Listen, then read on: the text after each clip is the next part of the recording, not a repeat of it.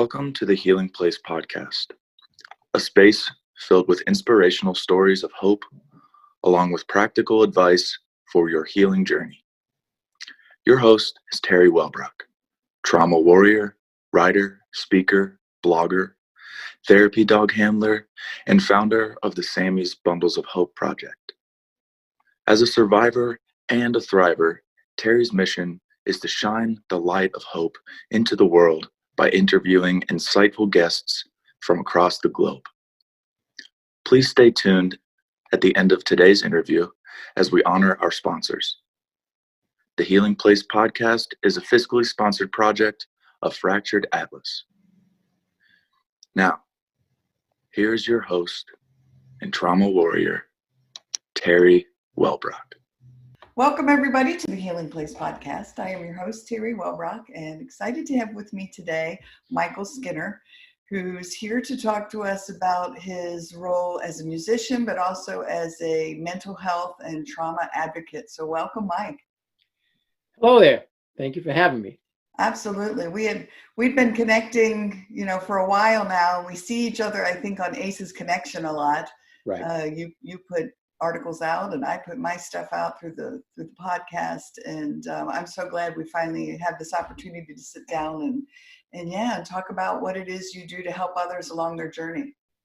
Thanks. Well, again, honor to be invited. Thank you. Absolutely. And thank you for what you do, because I have listened to some of your other shows. So thank you for what you're doing. That's a lot of work. Oh, thanks so much. I respect that. Yeah. Thank you. It's my soul work, as I call it. I have my, pay the bills job. And then this is my, outside of that, soul work. Passion. Yeah, exactly. So, I've listened to some of your music and just very compelling and beautiful. And I mean, some of it's inspired about your own trauma story and history, correct? That is true. Yeah. That is true. And then I also, in my songwriting, it's my experiences, but also the collective experiences of others when I entered this arena, if you will, and just hearing other people sharing. And so it's like, there's bits and pieces of me, but it's also, I've pulled other people's narratives, what they've shared with me, into a lot of the songs that I write.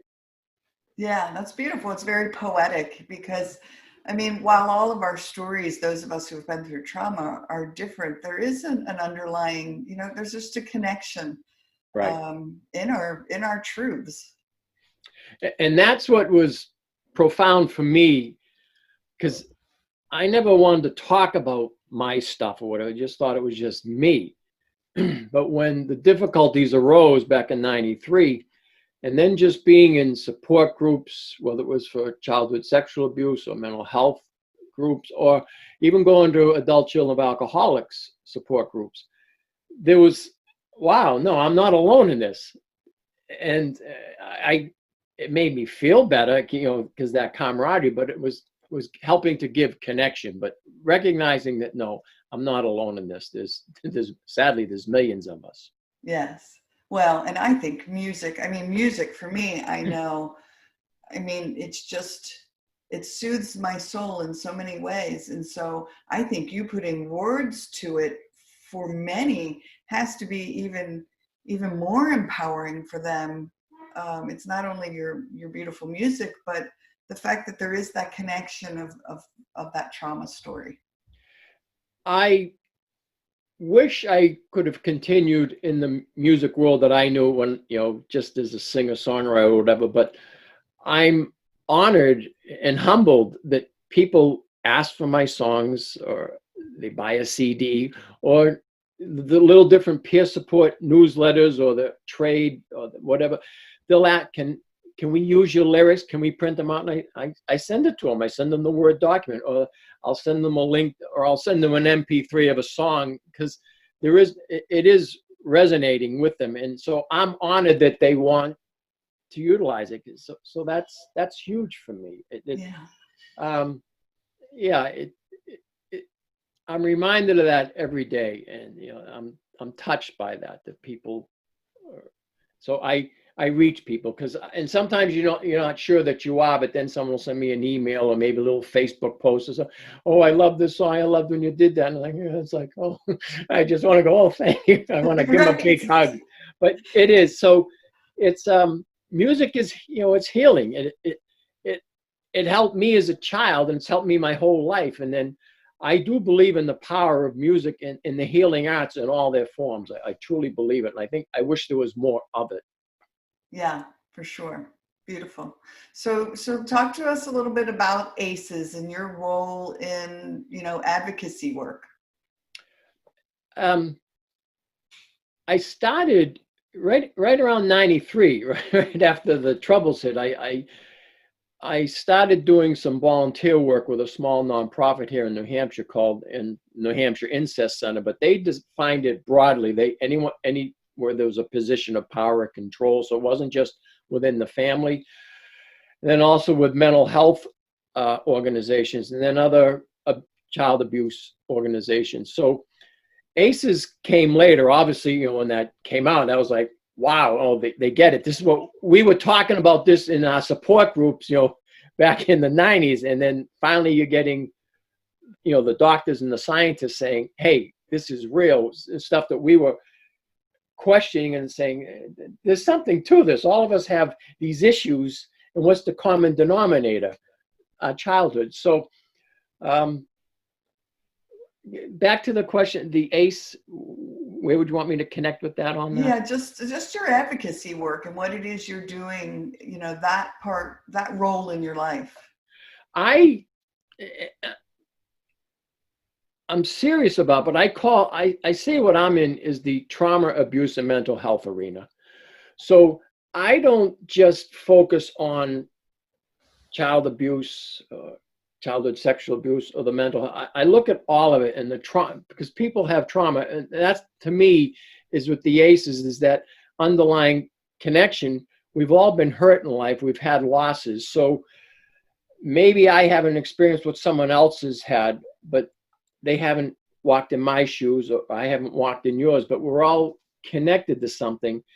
And the power of the ACEs, and the ones that aren't listed, obviously there's more that have come from that. Right. It's just, for me, it was validating to see, well, yeah, these are the things that impacted me, all of these different little checklists. And now I have 9 out of 10. The only thing I don't have is the parents weren't in prison. They should have been in prison for what they did. They were criminals.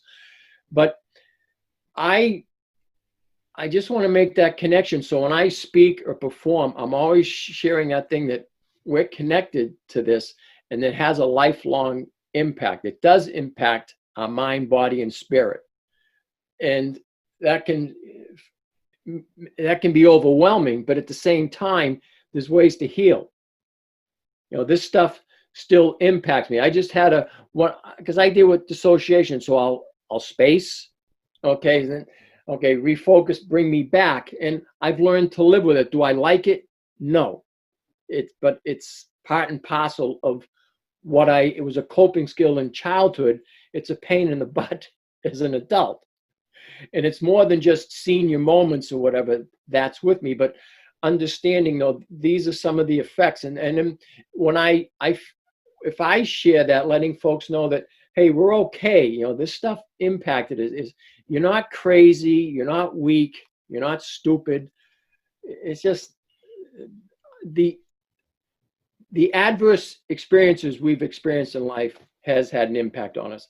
So my thing is, when I go out to perform or to speak, and usually it's a combination of the two, you're looking at hope and healing. I just add a third one to that, help. So I like to share resources. So hope, healing, and help. And I think that's really what all of us are trying to do, is share a little bit of ourselves. But, oh, this helped me, but it may not help you. But maybe this one will lead you to some other resources, because that's what's great about it. There's a ton of things out there on the internet that can help us. Yeah, for sure. I remember sitting during an EMDR session. I did EMDR therapy for 4 years for my trauma. And at one point, and I can't remember, we were maybe like a year in, and my therapist said to me, just in conversation, well, with, your history of dissociation. And I just remember kind of sitting back like, my history of what?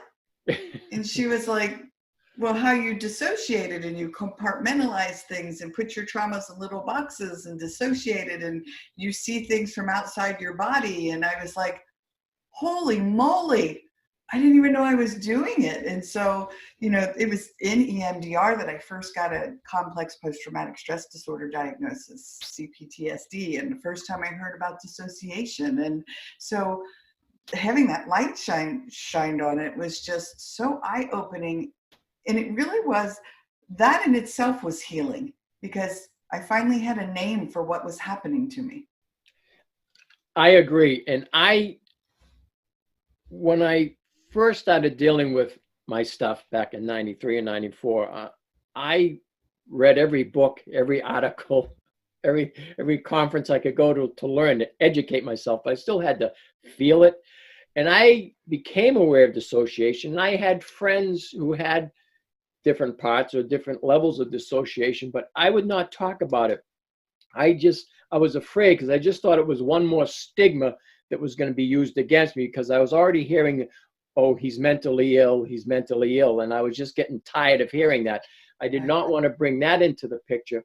But I started going down to the trauma center in Boston, and the woman I started seeing, she started addressing my dissociation. And I got angry at her. I said, I don't have that. But after a few more chats, and she was right. So I didn't want to be ashamed of that or hide it anymore. And it's part of who we are. Right. And so, yeah, but when I say I went kicking and screaming into it, I didn't want to deal. I thought I could think my way around it. Right. It didn't work, Teri. No, I'm right there with you. I think once I embraced it, like, oh, well, now this all makes sense. Yeah. But right. I mean, think of how brilliant really our little minds were as kids to be able to, do this and survive and make it through. And I tell my sister and my family, I'm like, I came out somewhat normal, whatever the definition of normal is, but yeah, I have my sanity, so good. That's a good thing. And that was something when I think about this, even as a probably like 12, 13, 14, I started just reading a lot on military, the war, or civilians who were hurt, and then that out-of-body experience, or reading about doctors' journals or the patient who had that out-of-body experience, because I knew it back then, and I didn't want to. I was thinking, am I crazy? But I'd be reading these articles or maybe a little excerpt in a book or something. It's like, oh, they're describing what I'm feeling. Maybe I'm not crazy. So I've long been aware of this. I just didn't want to deal with it, because it's a strange phenomenon. It's weird. Yeah.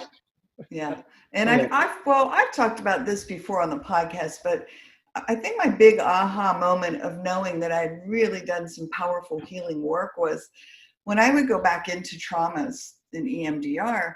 I always saw them as if I was watching a movie, as if I was watching some horrible person do this thing to a little girl, that I was looking at it on like a screen.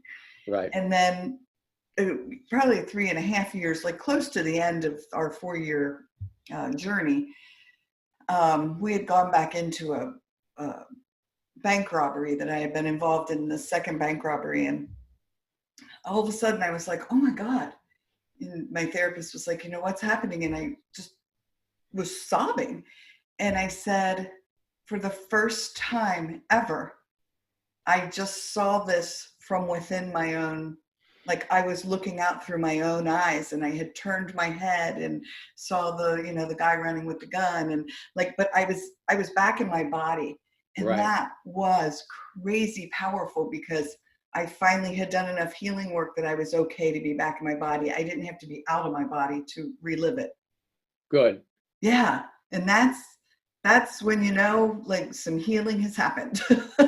When you had mentioned EMDR, when I did some things years ago on some really disturbing images that have been with me my whole life, it would knock the wind out of my sails, and I'd lose a day or two because it was just so depressing to see what this was. But the EMDR, as I'm talking, I'm thinking of some of those images, but it's not knocking the wind out of my sails. I can still have moments of sadness. Right. That little boy, what he was experiencing, but I don't need to go into the bedroom and, pull the pillow over my head. Right. So, Right. Yeah, and well, good. yeah, so there's all these different modalities for healing, and, you and I have found some help with the EMDR, but someone else may not. So that's Right. I'm very careful to say that, try whatever Oh, you can. Yeah. yeah.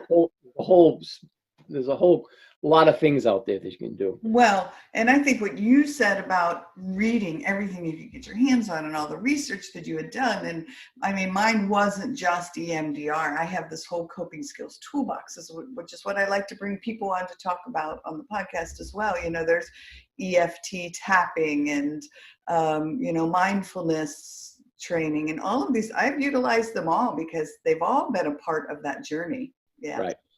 And when I was first made aware of EFT, because there was this sexual abuse support group I used to go to in Boston, and it was a group and then we would get-togethers, so there was a connection. We were having fun besides the stuff, and one of the women in the group was a scientist at a well-known firm in Boston, and she invited us all down to her apartment to show us this new thing, and I was like, what? But I also respected her because here was a scientist showing this to us. So I've been a believer ever since.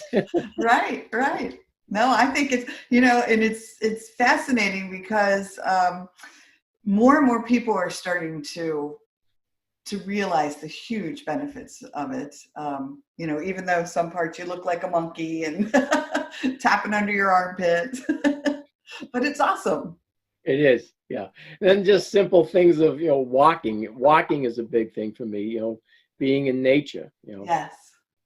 Gardening, then always knowing that working outside, you felt good, but then you read later these scientific articles that, our fingers in the dirt, there's all kinds of wonderful things being released. And so, and then the forest is, bathing us with, I forget the words, the language that, what's coming from the leaves and the trees, but it's healing us, and it's right there, and it's free.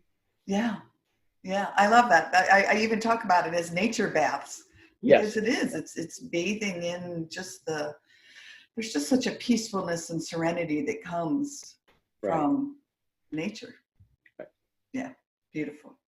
We've talked about, support and resources that you've utilized along your journey. Are there any others that you wanted to tap into at all?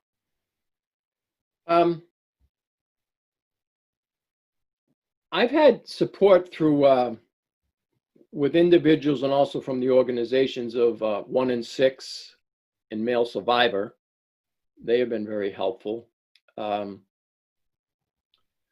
Support groups, and just the friends that stuck by me when everything fell apart, and then folks that I've met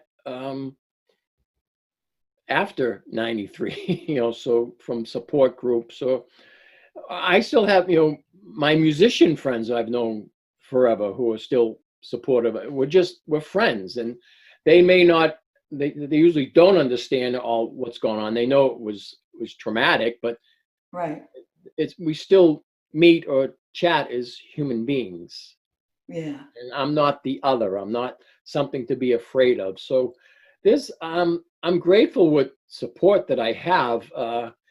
My biggest thing, it's very easy for me to isolate. So, you think, oh, he's a musician. Well, yeah, I wear one hat, but it's very easy for me to just stay to myself. But I push myself to stay connected with my friends.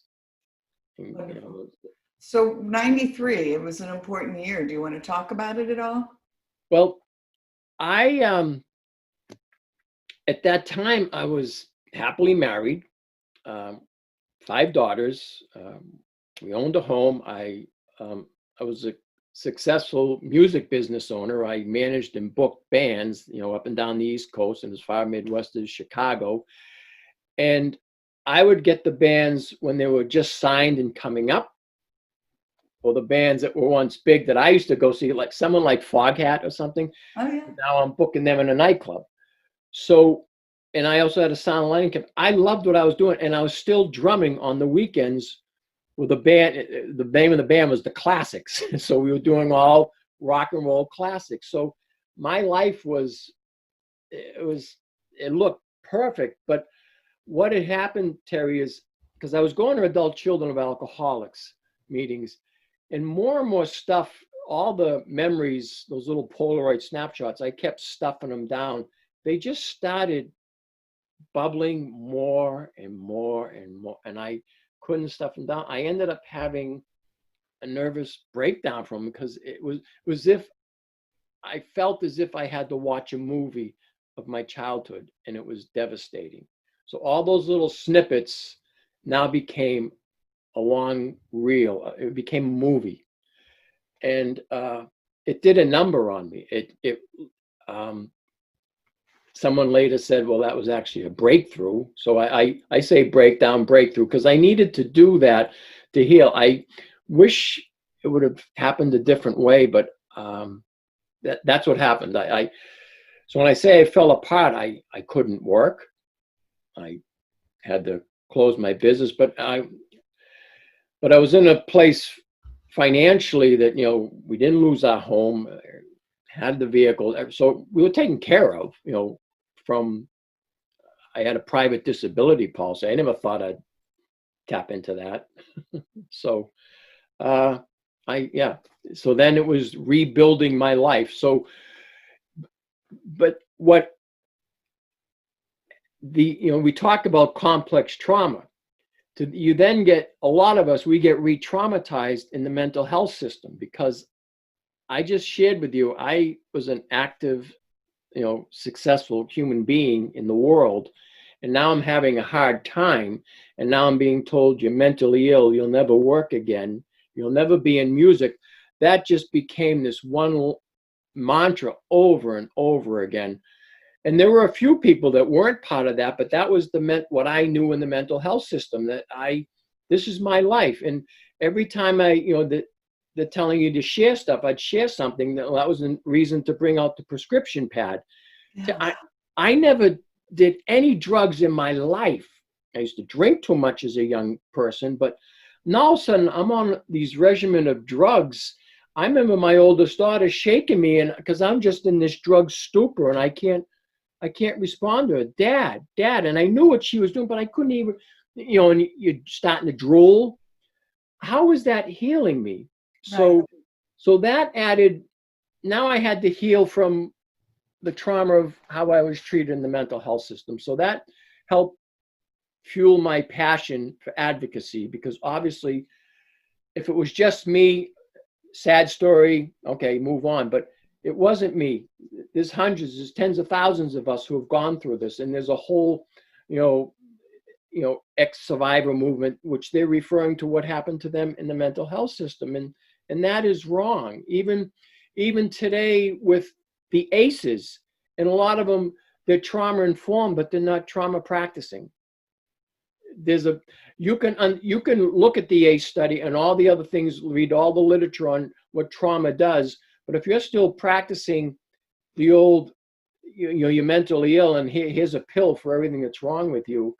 And I'm not against medication, but I'm against over medication, and if it's not being used in the right purposes. So that's why I'm here today. That's why I do things like this. I write songs, I speak, do what I can to help be a part of the change. Yeah. Well, thank you, because I'm right there with you. I don't take any meds, but for so long, my family, I remember my husband at the time telling me, you're a zombie, which, yeah. I mean, I was just flatlined. I Right. didn't have the lows, but I didn't have the highs. Like it was just, and so, yeah, I get it. And thank you for the work you're doing to help, shine the light on that. It has to be, because, and you get it. If you're a zombie, you can't move past it. You're just stuck. Right. You're stuck. And so I finally got away from that. And as I said, I started going to the trauma center in Boston, but just, and, and there's trauma treatment professionals who do prescribe meds. So again, I'm not anti-medication. If there's Me either. No. if someone finds help with something for the depression or the anxiety, so be it. But Yes. I had adverse reactions to it. It wasn't good for me. Me either. Yeah. I don't want to be a zombie. Right. Yeah. Oh, well, very powerful. And again, not anti-medication at all, because it certainly has its role. But when it's prolonged for so long that it's just masking symptoms and the healing part of it is not happening. And I think, it's being a bit rough, but I feel that it's chemically silencing trauma survivors. That's how I feel. Because if you're a zombie, how are you going to speak up about what's bothering you? And it doesn't have to be childhood abuse. There could be a multitude of traumas and abuses that have happened in people's lives that they need to talk about. Yeah. But if they're being told it's in the past, forget about it. Well, no, you can't forget about it, because it's with you. Yeah. Oh my gosh, that's brilliant. I love the wording of that. I mean, chemically silencing. Yes. That's what I feel is being done with so many. It's just, Yeah. So. Wow. All right. Very cool. So we're nearing the end of our time here. Before, I'm going to invite you, which we had talked about before we hit record, that have you share one of your songs with us. But is there anything else that you wanted to touch upon that we didn't get a chance to talk about? And then also, how do people get a hold of you? The easiest is to go to my website, www.mskinnermusic.com. And from that, they'll find links. You can email me. I'm very easy, Mike Skinner, Comcast.net. I get my fair amount of spam, but if folks want to reach out to me, I'm honored. So there's my website. Something else that I do is I share the Surviving Spirit newsletter. I send that out once a month. And I share a lot of resources on things that we're talking about today. And I focus a lot on folks doing creative things to heal, but also folks who are professionals, survivors. It runs the gamut, and that's at the Surviving Spirit website. But I also post it at in my website, so people can find me there, and they can hear songs. I have a YouTube channel; they can hear some live tunes and things. So, there's Awesome. more to me. I'm a musician. I have these trauma and abuse issues and mental health challenges, but I'm a human being at the end of the day. I'm still a good guy, and Well, you are, and I just, again, I think the work you're doing is beautiful, and just a much needed resource in this world for those looking for a hand to hold and guidance along their journey. Thanks. Yeah. All right. So you're gonna sing us a song? I will. It's a short song with a long title. Okay. Songs for the Keys to Your Life. So we're talking about the trauma and abuse, the mental health challenges, all the things that impact us. And one of the things, Teri, that has always saddened me is how people are not pursuing their dreams or their passions. And it doesn't have to be picking up a guitar or trying to write a book, trying to paint. Do you love cooking? Whatever it is that you love to do that's been put aside, somehow find a way to reach back deep, whatever coping skills, healing, connecting with others, to get back to doing the things so you can sing the songs that are keys to your life. Here we go.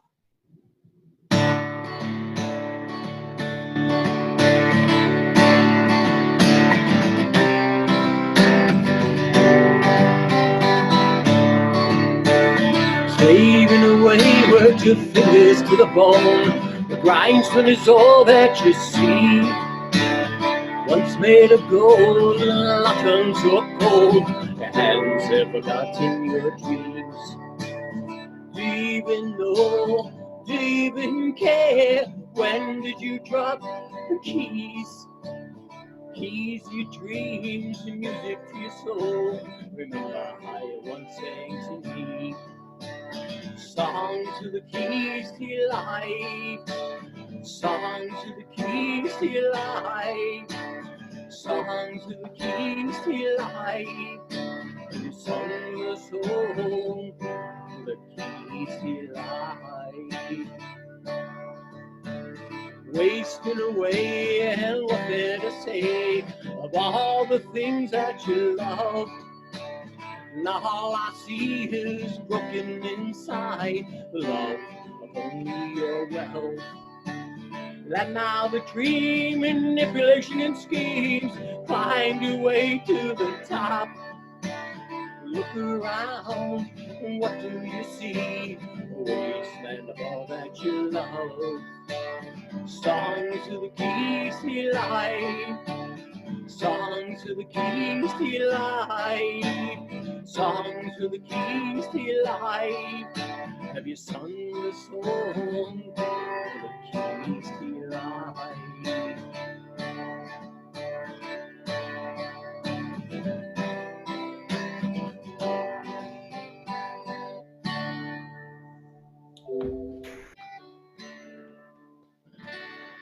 Woohoo! Beautiful. Thank you. You're welcome. Thank you for letting me share. Absolutely. Well, again, I thank you so much for the work you're doing and for joining me here today on the podcast and shining your beautiful light of hope. Right back at you, Teri. Thanks. Thank All you. right. Everyone, thank you for joining us here today on the podcast. And remember, until next time, be gentle with yourself. All right. Thanks. Yeah. Bye-bye. Thank you so much for listening today to the Healing Place podcast with your host and trauma warrior, Teri Wellbrock. If you enjoyed this episode and want to learn more about Teri, her mission, and the Hope for Healing journey, visit Teri's website at www.teriwellbrock.com.